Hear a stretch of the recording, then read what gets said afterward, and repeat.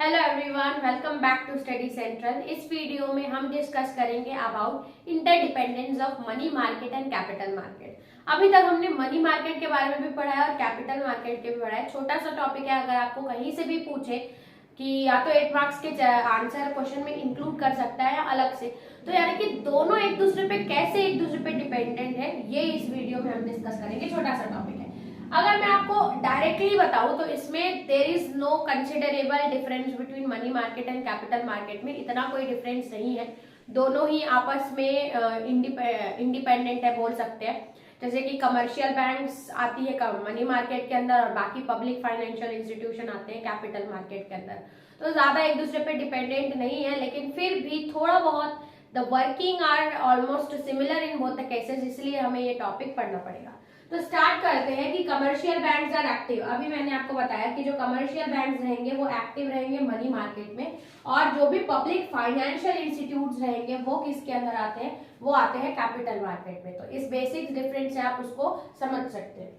फिर आता है considerable degree of overlap in the functioning of financial institution, यानी कि इनके जो फाइनेंशियल इंस्टीट्यूशन जो अलग अलग काम करते हैं इसमें ओवरलैप होता है, यानी कि दोनों का काम ही ऑलमोस्ट सिमिलर है, दोनों एक जैसे काम करते हैं। तो जो भी इनके फाइनेंशियल इंस्टीट्यूशन है जो भी काम कर रहे हैं तो एक्टिविटीज आर ऑलमोस्ट सिमिलर। फिर आता है there is substantial flow of funds between capital.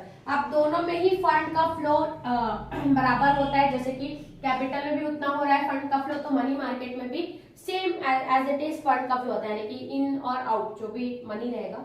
फिर आता है investors invest in various investment opportunities like saving banks, fixed deposits, units है।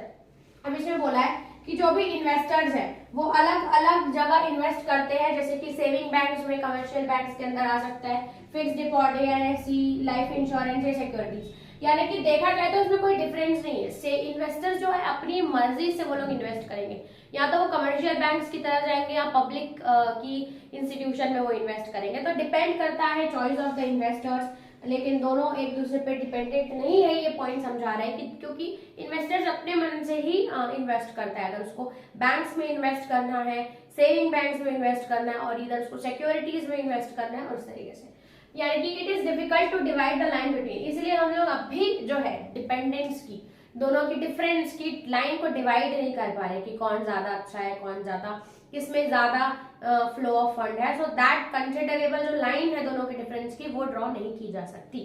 तो ये मैं आपको कंसेप्ट समझा रही थी मनी एंड कैपिटल मार्केट का। इससे कुछ समझ में आ गया होगा, एक्चुअल में वर्किंग भी समझ में आ गई होगी, और ये होता क्या है वो भी समझ में आ गया होगा।